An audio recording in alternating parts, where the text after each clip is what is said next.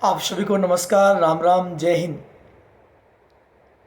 एक तकड़ा आंदोलन जो अभी चर्चा में चल रहा है एसएससी को लेकर, दिल्ली रामलीला मैदान पे आंदोलन हो रहा था और आंदोलन अपनी ठीक ठीक पटरी पे पहुंच रहा था कि चलो कुछ होगा, इस आंदोलन में एक बहुत बड़ा रूप लेगा और इसकी आस में सब लोग बैठे थे। उसी बीच में अचानक ना जाने मैं ये कहूँगा कि शिक्षक होने के नाते ये चीज़ शिक्षकों के लिए बहुत गलत है कि अगर दो शिक्षक लोग ही अगर आपस में ऐसे तू मैं करेंगे तो हमसे पढ़ने वाला विद्यार्थी है वो क्या सोचेगा, शिक्षक के प्रति उसकी क्या इमेज रहेगी। मैं बात ही नहीं कर रहा हूँ कौन सही है कौन गलत है, लेकिन जो लोग पढ़ा रहे हैं, बच्चों को ज्ञान दे रहे हैं, वही लोग आकर देखो इस प्रकार की अगर ओछी हरकत करते हैं, मेरे ख्याल से ये ठीक नहीं है। घर में किंतु परंतु सबके होता रहता है, मानते हैं इस चीज़ को, लेकिन आपस में बैठ के सुलझाने का टाइम है। बच्चों के भविष्य का सवाल है ये, तो बच्चों के लिए अपन क्या कर सकते हैं, सबसे इम्पोर्टेंट चीज़ ये है, अपना टारगेट है कि बच्चों के लिए क्या किया जाए।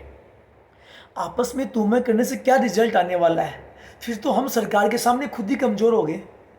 हम अपने ही घर में जिन्होंने इस आंदोलन को रूप देना चाहा था, गवर्नमेंट के खिलाफ एक आवाज़ उठाई थी, और वही हम लोग अगर आपस में इस प्रकार की किंतु परंतु करते रहेंगे तो गवर्नमेंट के सामने, आयोग के सामने तो कमज़ोर हो गए। क्यों आयोग अपनी बात सुनेगा, गवर्नमेंट क्यों अपनी बात सुनेगा यार।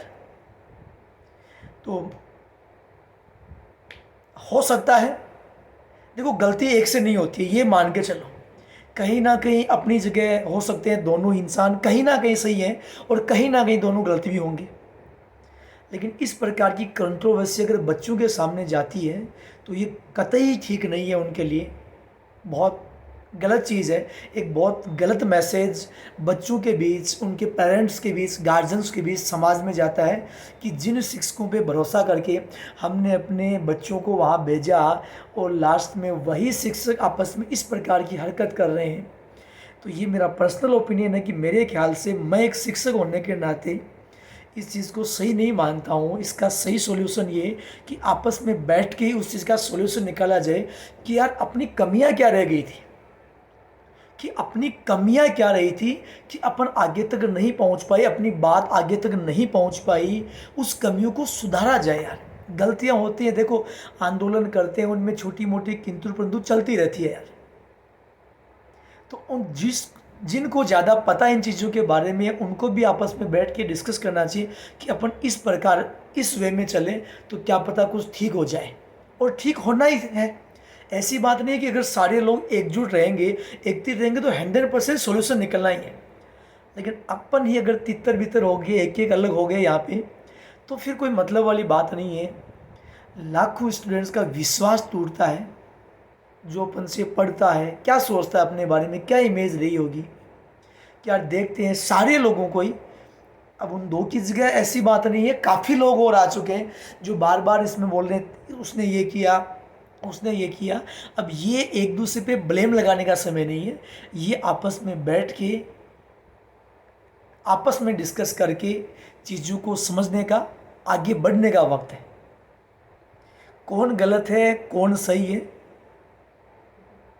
आपको अपने अनुसार क्या लगता है कि क्या सुधार करना चाहिए, आपकी क्या राय है या क्या सुधार किया जाए। शिक्षक होने के नाते ऐसी चीज़ें नहीं होनी चाहिए। पहली चीज़ तो ये, गलत कौन है सही कौन है वो बात की बात है, लेकिन शिक्षक होने के नाते ये चीज़ होनी नहीं चाहिए। तो मेरी तो सभी विद्यार्थियों से भी यही रिक्वेस्ट रहेगी कि सॉल्यूशन होगा, हो सकता है टाइम लग जाए, थोड़ा टाइम लंबा लग जाए, बट सॉल्यूशन श्योर होगा। ऐसी बात नहीं कि सॉल्यूशन नहीं होगा।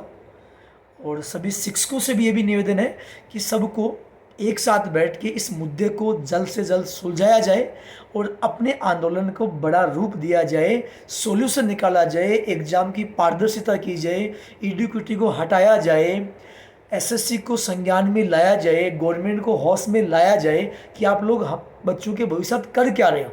पहला काम है ये, बाकी सारी चीज़ें हैं अदर। विद्यार्थियों से बड़ा इस समय कोई नहीं है, विद्यार्थी है तो ही हम हैं। तो पहला काम है विद्यार्थी हितों का ध्यान रखना। Thank you.